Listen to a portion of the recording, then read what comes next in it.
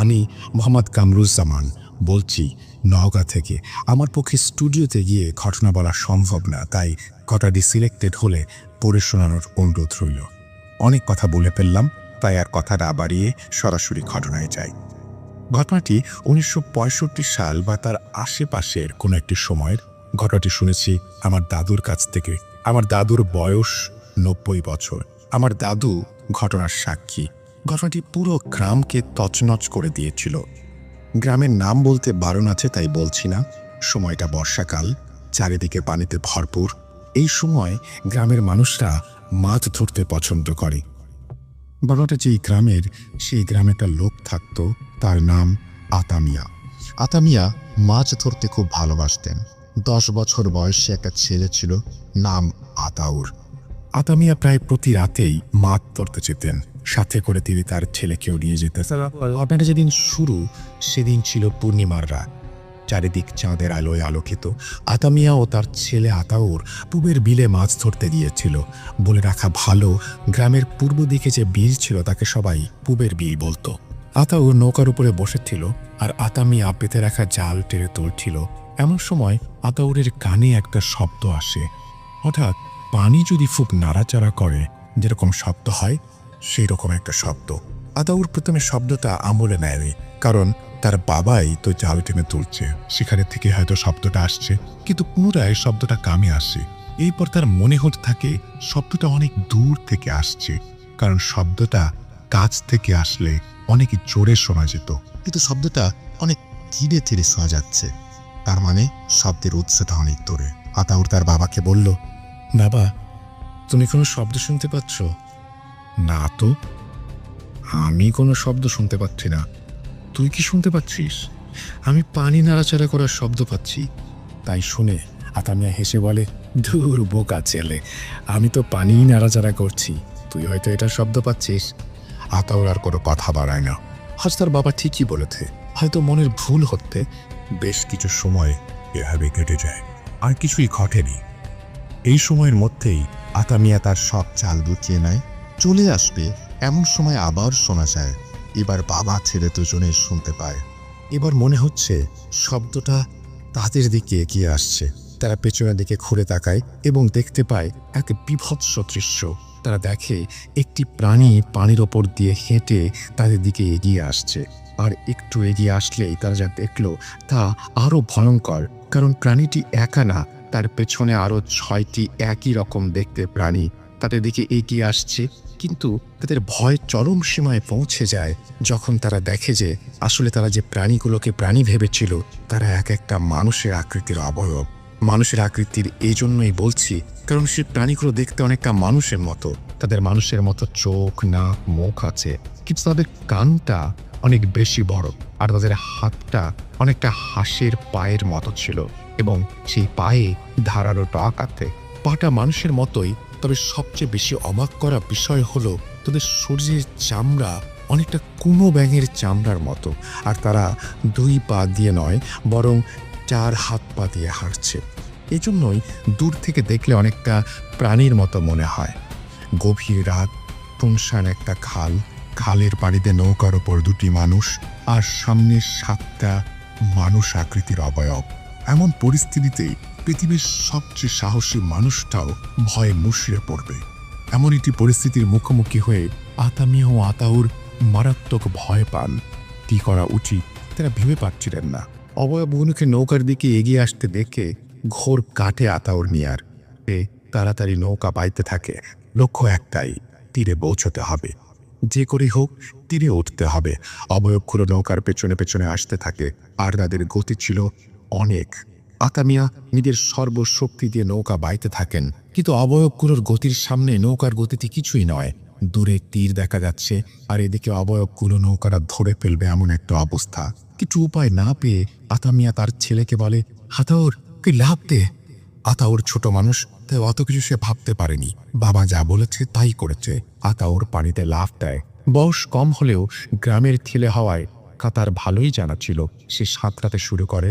আতাউর পানিতে ঝাঁপ দেওয়ার পর আতা মিয়া দেখে সেও যদি পানিতে লাফ দেয় তাহলে কেউই বাঁচতে পারবে না। বাবা জীবনের প্রত্যেকটা সময়ে নিজের জীবনের বিনিময়ে হলেও চায় তার সন্তান ভালো থাকুক। এক্ষেত্রে আতাউরকে বাঁচাতে আতামিয়া নিজের জীবনের ঝুঁকি নিলেন। আতামিয়া নৌকা বাওয়া বন্ধ করে দিলেন, বোঝাটা হাতে নিয়ে দাঁড়িয়ে পড়লেন। অবয়বগুলো যখন নৌকার কাছে চলে এসেছে তখন আতামিয়া জোরে জোরে আজান দিতে শুরু করেন আর বৈঠা দিয়ে অবয়বগুলোকে আঘাত করতে থাকেন। এদিকে আতাউর ততক্ষণে তীরে উঠে গেছে। তীরে উঠে সে পেছনে ফিরে তাকাতেই দেখে অবয়বগুলো তার বাবাকে চারিদিক থেকে ঘিরে ধরেছে। একটা অবয়ব তার দিকে তাকায়, মনে হয় অবয়বটা প্রচণ্ড রেগে আছে। অবয়বটি তীরের দিকে আসতে থাকে।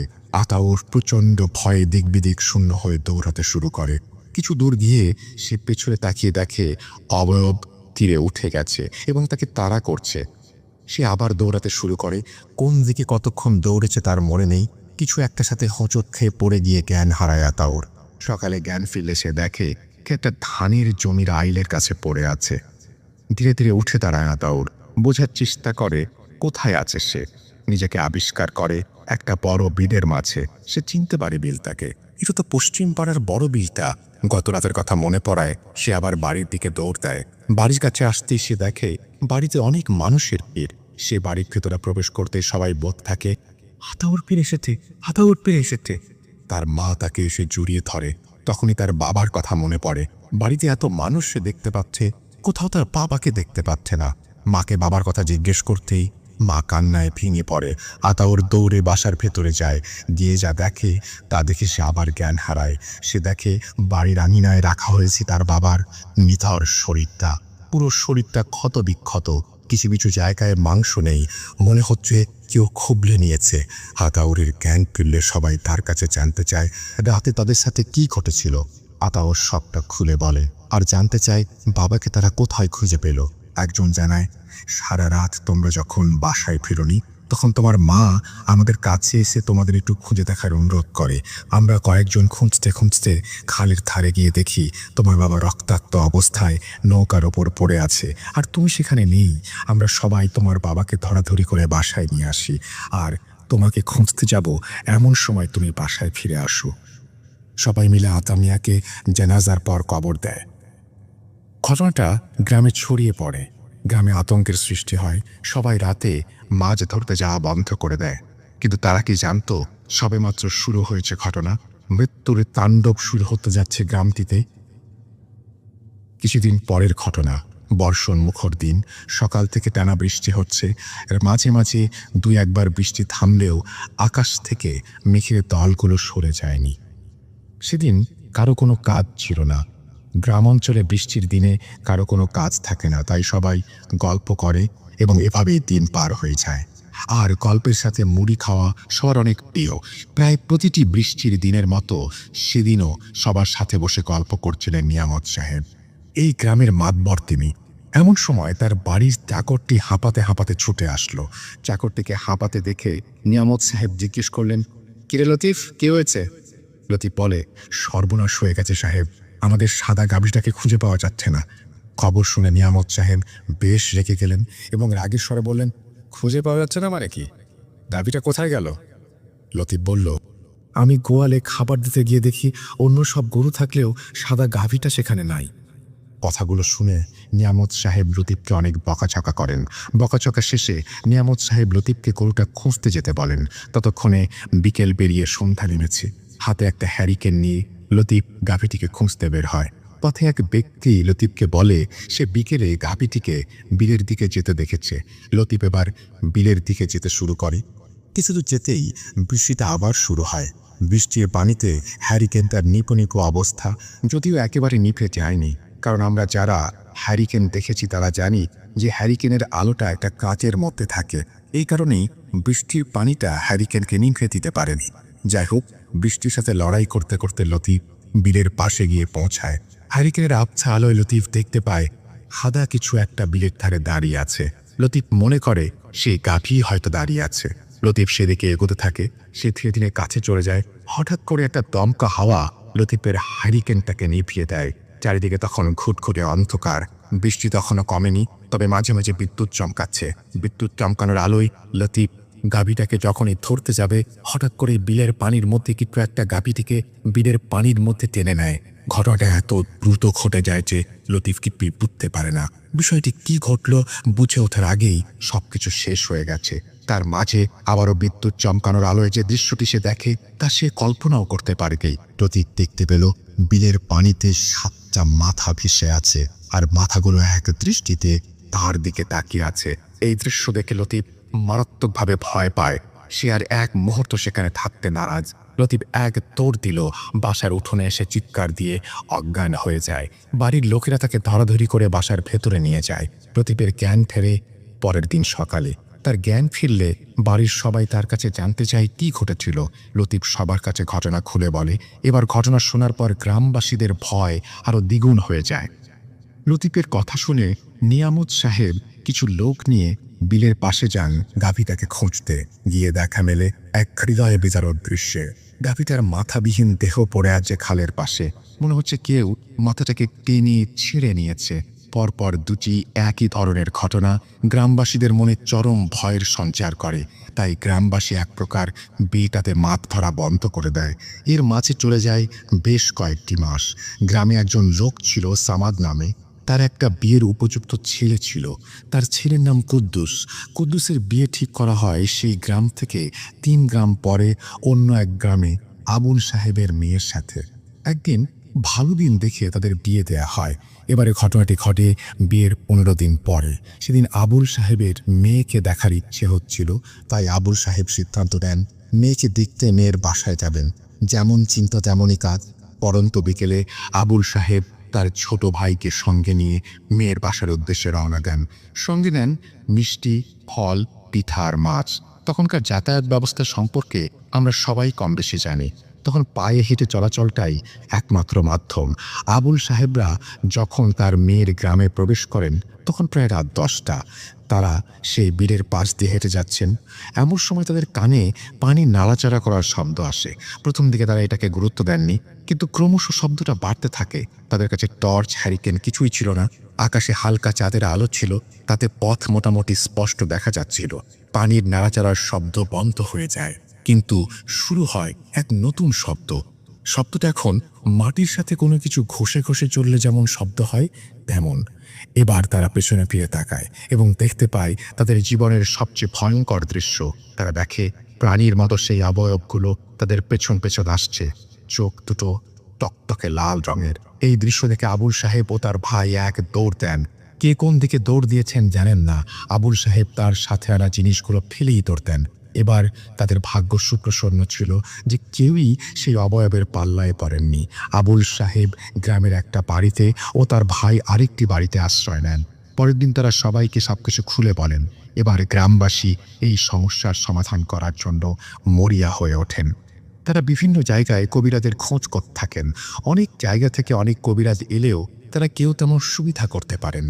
এর মধ্যে অনেক ভণ্ড কবিরাজও ছিল, যারা শুধু লোক ঠকিয়ে টাকা নেওয়ার জন্য এসেছিল। যখন গ্রামের লোক সমস্যা সমাধানের জন্য চেষ্টা করছিল, সে সময়ে সমস্যা তার চূড়ান্ত রূপ লাভ করে। এবার সমস্যা শুরু হয় গ্রামের মধ্যে। প্রতি রাতেই গ্রামের মানুষের খোয়ার থেকে হাঁস মুরগি গায়েব হয়ে যেতে শুরু করে। প্রথম দিকে সবাই ভেবেছিল কোনো শেয়ালের ঘাত হয়তো, কিন্তু এটি একদিন বা একটি রাতের ঘটনা না। সবার ধারণা ভুল প্রমাণিত হয়। একদিন এক মহিলার বাচ্চা ভূমিষ্ঠ হয়, কিন্তু মহিলার স্বামী কোনো এক কারণে সেদিন বাসায় ছিল না। সদ্য জন্ম নেওয়া বাচ্চাটিকে নিয়ে মহিলা রাতে ঘুমিয়েছিল। হঠাৎ তার বাথরুমে যাওয়ার প্রয়োজন হয়। গ্রামের বাথরুমগুলো বাসা থেকে একটু দূরে হয়। মহিলা বাথরুমে যাওয়ার উদ্দেশ্যে ঘর থেকে বের হয়, আর দরজা লক না করে শুধু ভিজিয়ে চলে যায়। যখন সে বাথরুম শেষ করে ফিরে আসে, তখন সে এক ধরনের শব্দ শুনতে পায়। মনে হচ্ছিল তার ঘরের মধ্যে কেউ কিছু খাচ্ছে।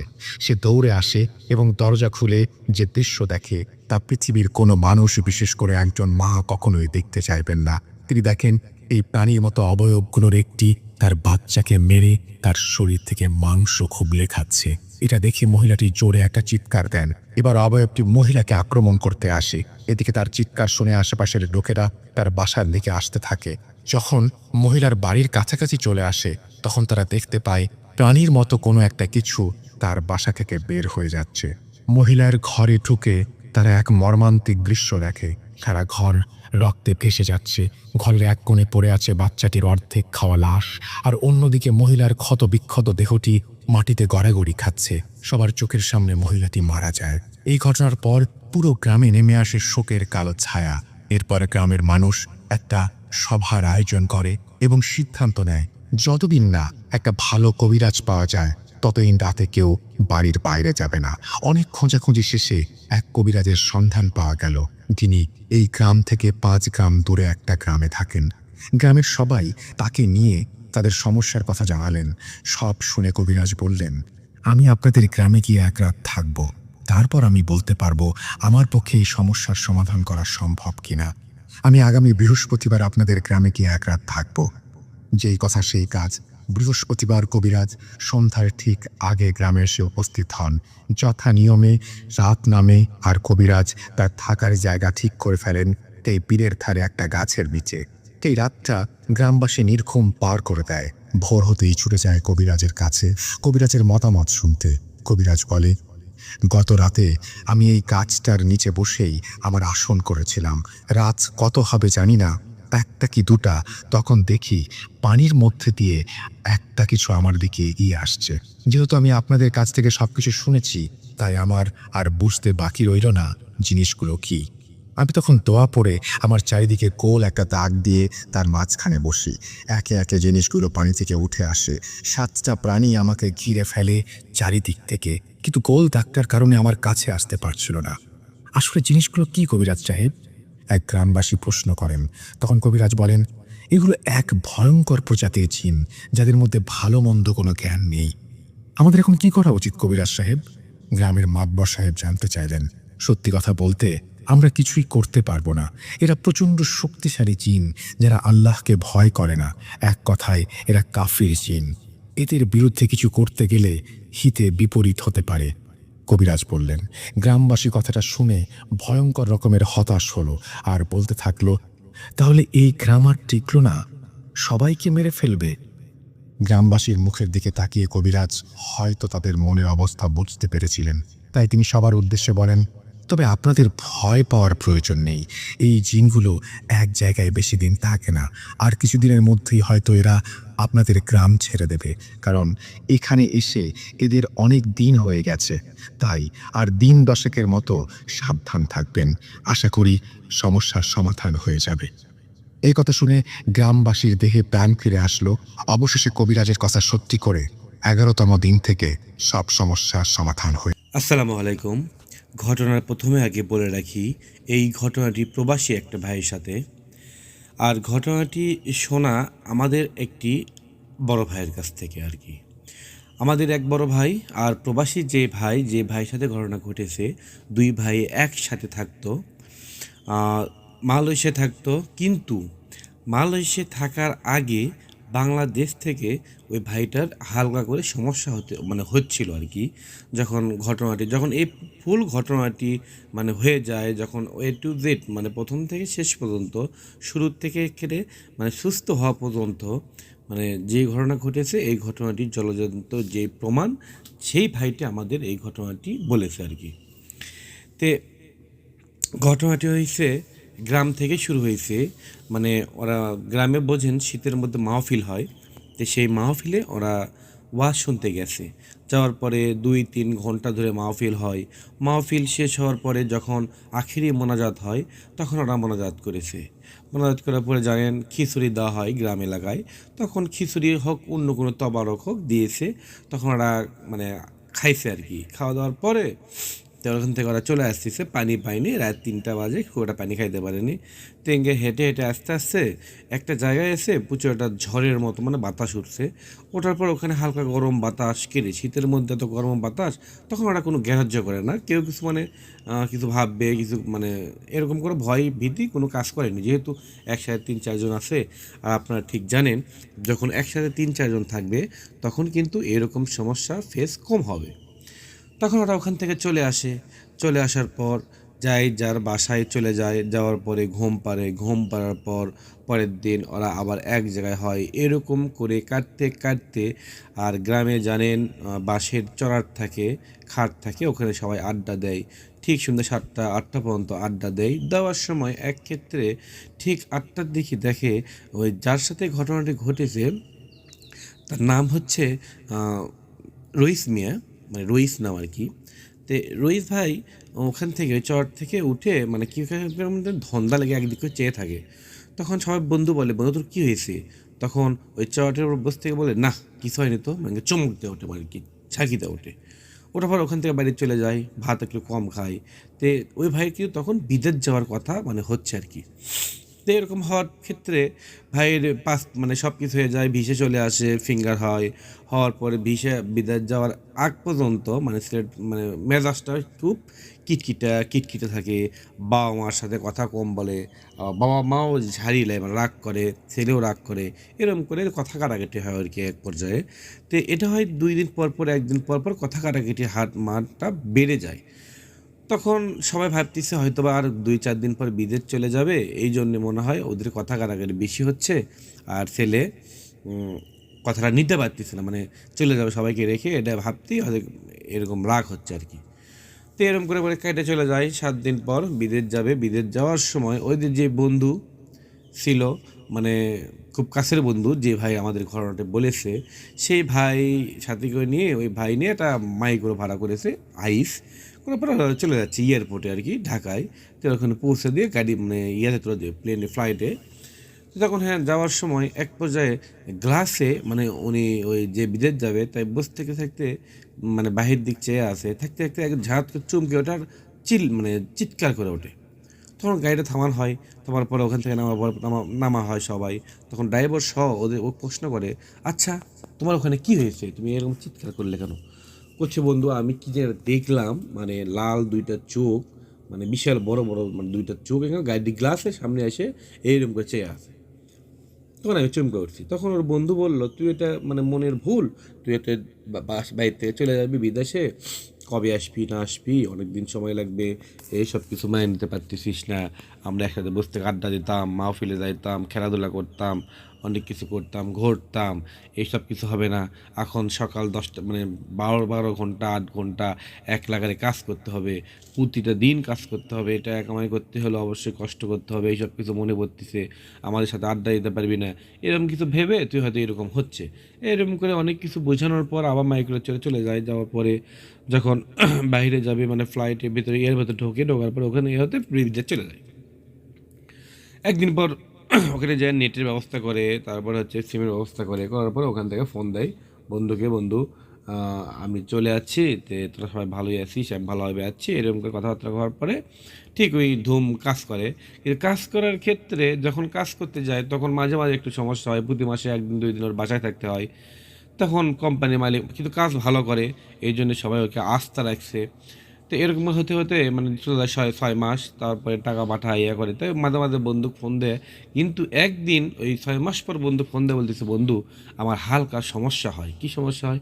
করছে, আমি যখন শুয়ে থাকি তখন দেখি মানে হয়তোবা কোনো ছায়া আমার পাশে দাঁড়িয়ে আছে, অথবা কোনো ছায়া আমার পাশে বসে আছে, এখানে আমি একটু অনুভূতি করতে পারি, মানে হয়তোবা একটু হালকা পচা পচা গন্ধ। তারপরে আমি যখন হেঁটে যাবো তখন মনে হয় আমার পিছনে সাইড দিয়ে কেউ হেঁটে যাচ্ছে, এরকম করে মনে হয় আমার অনুভূতি হয় কি আর কি। তখন বন্ধু বললো, বন্ধু এটা তুই বাইরে গেছিস, সেটা তোর মনে ভুল হতে পারে, তুই এত টেনশন করিস না, সব কিছু ঠিক হয়ে যাবে, তুই পারলে ওখানে একটা হুজুর পাইলে একটা ঝাড়া দিয়ে এলে, ভয় করছিস নাকি তুই কোনো কিছু? বললো, না আমি তো কোনো ভয় করিনি। তখন এলাকায় থেকে একটা হুজুরকে বলার পর নাম বলার পর ওখান থেকে মানে ঝাড়া দিয়ে দেয়। তো বলে, বন্ধু আমি একটা হুজুরকে নিয়ে ঝাড়া দিয়ে দেবো আর কি। তখন তারপরে কাজ করে, এরকম করে 2-4 মাস চলে যায়। তো যাইতে যাইতে কোম্পানিতে উনি একসময় মানে ফিট হয়ে যায়, মানে কি মানে অজ্ঞান হয়ে চলে যায়, পড়ে যায়। তো পড়ে যাওয়ার পরে ওখানে সরি কোম্পানি না, কোম্পানি থেকে আসতে আর কি, কোম্পানি থেকে একসাথে যখন আসে ওরা একটা রুমে 4 জন থাকতো। তো আসার সময় একটা জায়গায় পর্যায়ে আসে, ওখানে ফিট হয়ে পড়ে যায়। তখন ওখান থেকে নিয়ে আসে, প্রথমে নিয়ে যায় ডক্টরের কাছে, ডক্টর মানে চিকিৎসা করে একটু, করার পর ওখান থেকে বাসায় নিয়ে আসে। নিয়ে আসার পরে বাসায় থাকা অবস্থায় ওনার কোনো সমস্যা হয় না। কিন্তু জ্ঞান ফেরার পর সবাই বলে, কী হয়েছে তোমার? বলে, আমি হঠাৎ করে আমার গরম একটা বাতাস লাগলো, গা মাথায় ঘুরে আসলো, আর আমার মনে হলো কেউ আমাকে ধাক্কা মারলো, আমি পড়ে গেলাম, এই পর্যন্ত। তারপরে ওখানে রাখার পরে সবাই পরের দিন থেকে আবার কাজ কাম করতে শুরু করে, এরকম করতে করতে আরও 1-2 বছর চলে যায়। তো 2 বছর চলে যাওয়ার পরে এক পর্যায়ে 3 বছরের মাথার যায় ওর সমস্যাটা একটু বেশি হয়ে যায়। তখন আগে তো মাসে 1 বা 2 বার করে এরকম সমস্যা হতো হালকা পাতলা, তখন হয়তো মানে কোম্পানি মালিক ভাবতো হয়তো শরীর অসুস্থ কাজ করে, শরীরের সমস্যা হতে পারে। কিন্তু 3 বছর পর থেকে উনি তখন ওদের ছায়া ছায়া অনুভব করতে পারতো, কিন্তু তারপর থেকে অনুভব না, ওই দেখতে পায়। 3 বছর পর দেখতে পায়, 3 বছরের মাথার যে তখন ওই হাতে রাস্তা দিয়ে হেঁটে যাবে, তখন দেখে সাইডের ছায়াটা হেঁটে যাচ্ছে, পিছন থেকে দেখে বিশাল বড় ছায়া, উপর দিকে তার উপর হেরে যায়, মানে নিয়ে হয়ে যায়। বাসায় শুয়ে আছে, পিছন সাইডে মনে হয় কি একটা বিশাল বড় ছায়া দাঁড়িয়ে আছে, তখন ওর একটা ভয় অনুভূতি হয়, কোনো ঘুম পাড়তে পারে না। এরকম করে চলে যায় আরও 6 মাস, যাওয়ার পরে হালকা শুকে যায়, শরীর দুর্বল হয়ে যায়। 6 মাসের পর থেকে কাহিনীটা আরও দ্বিগুণভাবে বেড়ে গেছে। 6 মাস পর থেকে মানে এমন পর্যায়ে দায় উনি মনে করলেন ঘরের মধ্যে একখানে দেখতে পাই বিশাল বড় অবয়ব চায়া আছে, বসে আছে, কোম্পানির কাজ করতেছে, হয়তো নাইট ডিউটি হওয়ার পর কাজ করতে করে দেখে এটা চোখ বের করে দাঁত বার করে হাসতেছে, ওকে মারতে আসে ধরতে আসে, তখন ওই অবাক করে পড়ে যায়। মাসে 3-4 বার সমস্যা হয়। এরকম করে হতে হতে এক পর্যায়ে কোম্পানি ওকে 15 দিন ছুটি দিল, বাসায় থাকে। থাকার পরে ওর সাথে যে ঘটনা ঘটে, কার সাথে কথা বলতে পারে না, সবার সাথে মেজাজ দেখায়, রাগ দেখায়, কিটকিটা মানে শরীর হয়ে মেজাজ হয়ে যায়। সবাই ভাবে এরকম তো সমস্যা ছিল না, এরকম কেন হলো, কিভাবে হলো। তারপর বাসা থেকে বের হয়ে চলে যায় ছাদে, ছাদ থেকে লাফ মারতে চাই, একদিন আরও লাফ মারতেই গেছিল, কি মানে একদম বুঝতে পেরে ধরে নিয়ে এসে ঘরের মধ্যে বেঁধে রাখছে। এরকম অবস্থা, বাসায় ফোন করে সবাইকে বলার পর ওখান থেকে একটা হুজুরকে মানে বাসা থেকে মানে বাংলাদেশ থেকে একটা হুজুর সব কিছু বলা হয়। বলার পর হুজুর যখন দেখার পর বলে ওর সাথে জিন আছে, জিন একে ডিস্টার্ব করতেছে, আর মূলত জিন ওকে মারার এখন চেষ্টা করতেছে। তখন ওখানে একটা হুজুর পাওয়া যায় মালয়েশিয়াতে, ওই হুজুরের কাছে চলে যাওয়া হয়। ওই হুজুর টুকটাক কাজ করে, কিন্তু ওখানে ওর একটা ভাই ছিল, ওই ভাইটা ওকে অনেক হেল্প করছে, বাংলাদেশি ভাই। তখন ওখান থেকে নিয়ে চলে গেছে হুজুরের কাছে। বসার পরে অনেক মানে বসবে, তবে সিরিয়াল যখন আসে, সিরিয়াল আসার আগে হয়তো হুজুর থাকে না, অথবা হুজুর আমি দেখবো না, মানে এরকম হয়ে যায়, হলো না, চলে আসে। এরপরে 3 দিন 5 দিন পর আবার যাওয়ার সময় আবার সিরিয়াল কেটে যায়, মানে কি না করে সমস্যা হয়ে যায়। তো এরকম করে কতদিন হতে হতে কিন্তু এরকম হতে হতে ওই ভাই মানে এই সব ভিডিও বেশি দেখতো, কেমন করে জিন ছাড়ান যায়, জিন কী করে, জিন ক্ষতি করে। তো এরকম করে দেখতে দেখতে তখন ওই ভাইটা এক পর্যায়ে যে মানে বাংলাদেশে আসার সিদ্ধান্ত নেয়, বলে আমি থাকবো না এখানে। আর ওনার বাবা মাও বলে তুই চলে যা, চলে আয় বাবা, যেহেতু এর আগেই মানুষের জীবন, কিন্তু আগে টাকা পয়সা সব কিছু না, যেহেতু হচ্ছে না। আর জিন জাতীয় জিনিস এরকম সমস্যা হতো, নিজের লোক পাশে না থাকলে হয় না, মানুষ তো ভয় করে। তখন এক পর্যায়ে কোম্পানির মালিককে সব কিছু খোলার পরে কোম্পানির মালিক বলে ঠিক আছে, তুমি তাহলে চলে যাও, যদি সুস্থ হও তাহলে তুমি আসতে পারো আবার। তখন ওখান থেকে যে কোনোভাবে কোম্পানির মালিকই সব কিছু ব্যবস্থা করে ওনাকে পাঠিয়ে দেয়। তখন উনি চলে আসে বাংলাদেশে, আসার পর গ্রামের বাসায় আসার পর যেভাবে গিয়েছিল সেভাবে আর ছিল না, অনেক শরীরটা শুকিয়ে গেছিলো। একদিন পর রেস্ট নেওয়ার পরে কিন্তু বাসায় আসার পরে ওই যেদিন আসছে সেই দিনে মনে করলেন মানে অজ্ঞান হয়ে পড়ে গেছে। তার বাবাকে গলা ধরে টিপ মারতে গেছে, তার মাকে মারতে গেছে। তার যখন বাবাকে মারতে যায়, তখন বাবা মনে হয় ছেলেকেও মারতে যাবে, এরকম অবস্থা হয়ে যায়। কিন্তু এরকম অবস্থা হলে তো বাপ বেটা মারামারি লাগে, তো মরে যাবে। মা কি করবে? মা তো অবশ্যই একজনকে ধরবে, চেষ্টা করবে, তাই না, থামাতে বলবে, তাই না? মাও মারতে যায়, মানে 3জনই মারতে যায়, মানে একটা মারামারি পর্যায়ে চলে যায়। তখন সবাই মিলে আটকায়, বলে সবার গ্রামের মানুষ বলে এরকম অবস্থা, মানে সবার এরকম একই সমস্যা।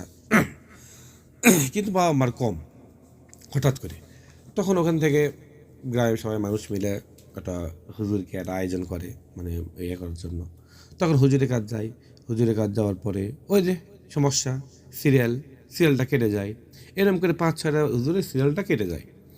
তো এরই মাঝে ওই ভাই কিন্তু একটা রাতে করে শুয়ে থাকলে মানে বড় মোবাইলতে একটা হুজুরের ভিডিও দেখে। তো একবার ভাবে আমি ওই হুজুরের কাছে যাবো। ওই ছেলেটা বলে, কিন্তু দূরে সিরিয়াল পাচ্ছে না, এইদিকে সিরিয়াল হয় না।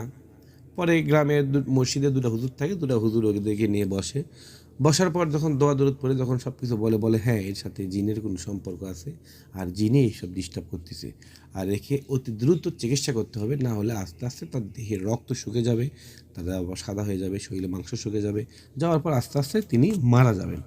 তো এরকম হওয়ার পরে তখন ওই ভিডিও দেখতে দেখতে নাম্বার করে মানে যে কোনো কৌশল হোক না কেন, মানে করছে আর কি, খোঁজ করছে, সিরিয়াল দিছে।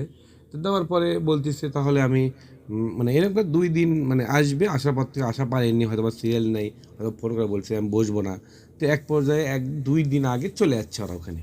আসার পরে হোটেল ভাড়া নিয়েছে, তবে ওখানে ওখানে থেকে মানে অন্য একটা শহরে থেকে ওখান থেকে মানে বলছে এমনভাবে যাব মানে মিস করবো না। তো এক পর্যায়ে যাই, ভাগ্যে মিলে যায়, আল্লাহ পাক তাকে মানে হুজুরের সাথে দেখা করার ভাগ্য মিলে দিছে। তখন সে ঘরের মধ্যে ঢোকার সাথেই ওই যখন হুজুর দোয়া দৌড় করতে শুরু করে তখন ওই মানে মানুষটা মানে রহিজ মানে ভাইটা মানে চিৎকার করতে শুরু করে।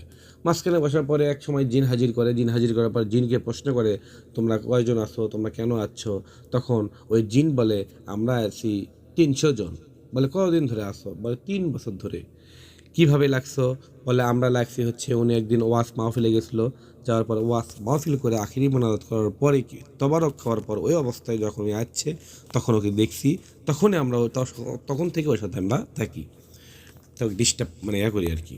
কিন্তু এক পর্যায়ে যখন ওই বিদেশ যাওয়ার আগে থেকে এই সমস্যা, বিদেশ যাওয়ার পরে আমরা ওখানে ডিস্টার্ব করছি, আর বিদেশ থেকে ওকে আমরাই নিয়ে যাচ্ছি, মানে বিদেশ থাকতে দিইনি। তে তখন হুজুর বলে এই যে একটা মানুষের ক্ষতি করছো, এটা কি ঠিক করছো? বলে কেন? ওই ওখান থেকে আসার পরে এমনভাবে আছে আমাদের যেখানে থাকি সেখানে এসে মানে খারাপ করছে, মানে ওই পানি খায়নি, কিছু খায়নি, এই জন্য আমরা ধরেছি। দেখেন জিনের একটা ওয়ে আছে এটা ধরার, এটা একটা কথা। পানি খায়নি দেখে একটা জিন ধরবে, এটা অপরাধ। মানে তো হুজুর বলল আল্লাহ পাক তোমাদেরকে আমাদের দেখার ক্ষমতা দেয়নি, কিন্তু তোমাদের আমাদের দেখার ক্ষমতা দিয়েছে।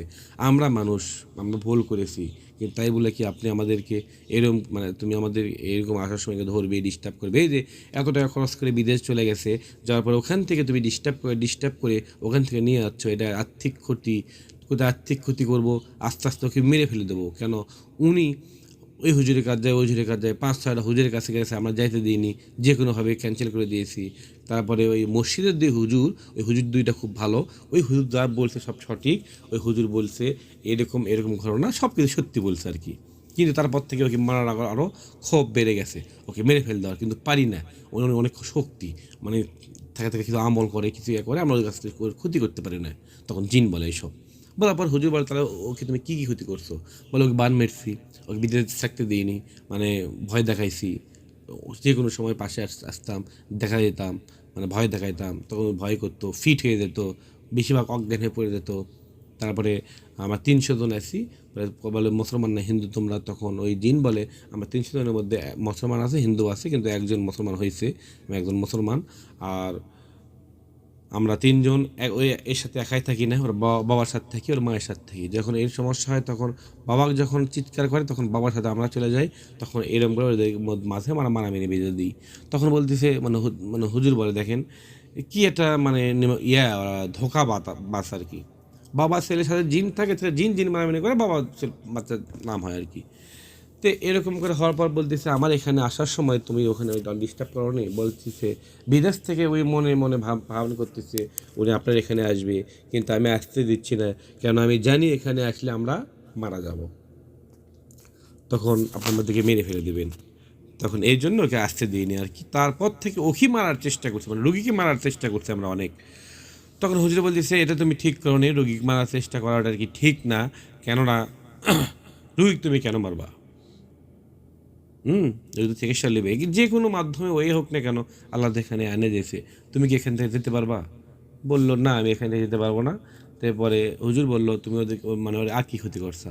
বল স্বপ্নে আমি অনেক কিছু খাওয়াইছি, খাওয়ার পর পেটে বান মারছি, গিট দিছি, বুকে বান মারছি, হাতে বান মারছি, কাজ করতে করতে ওই বিদেশ তখন কাজ করতো, তখন কাজ করতে করতে হাত ভেঙে ছিটকে লাগা যেত, মুখে বান মারছি, তারপরে মাথায় বান মেরে মাথা যন্ত্রণা দিছি, তখন ওই চিৎকার করতো, সহ্য করতে পারতো না, মানুষের সাথে খারাপ ব্যবহার করতো, এরকম কিছু আমি কষ্ট দিচ্ছি আর কি। তখন হুজুর বলে বান তাহলে কেটে দাও, বলে আমি কেটে দেবো না, তুমি পারলে তুমি কেটে দাও। তখন ওই আমাদের ওই হুজুরটা বান কেটে দেয়, দেওয়ার পর বলতেছে পেটের মধ্যে যা যা সব কিছু বের করে দাও, করছে আমি দেবো না। তখন সামনে একটা বালতি নাই, বালতি নেওয়ার পর হুজুর বলে আমি এখন তুই বার করবি না, তোর বাপে বের করবে, সব কিছু বের করে বালতিতে দিয়ে। তখন হুজুর একটা বক্সত কোরআন তেলাওয়াত শুরু করে দেয়, আর বক্সের যখন মানে কোরআন তেলাওয়াত করে রোকেয়া করে, জোরে জোরে দোয়া দরুদ পড়তে শুরু করে, কানের গোড় ওই রহিত ভাইয়ের কানের কাছে বক্স আছে, জোরে জোরে সাউন্ড। তখন রহিত ভাই এক পর্যায়ে চিৎকার করতে করতে মনে হাওয়া ফিট হয়ে যাবে, মাথা শুধু নোয়াতে শুরু করে আর চিৎকার করে তাহলে থামো থামো থামো, আর এটা করো না। তখন এক পর্যায়ে 10-15 মিনিট পর বলে ঠিক আছে আমি সব কিছু বের করে দিচ্ছি।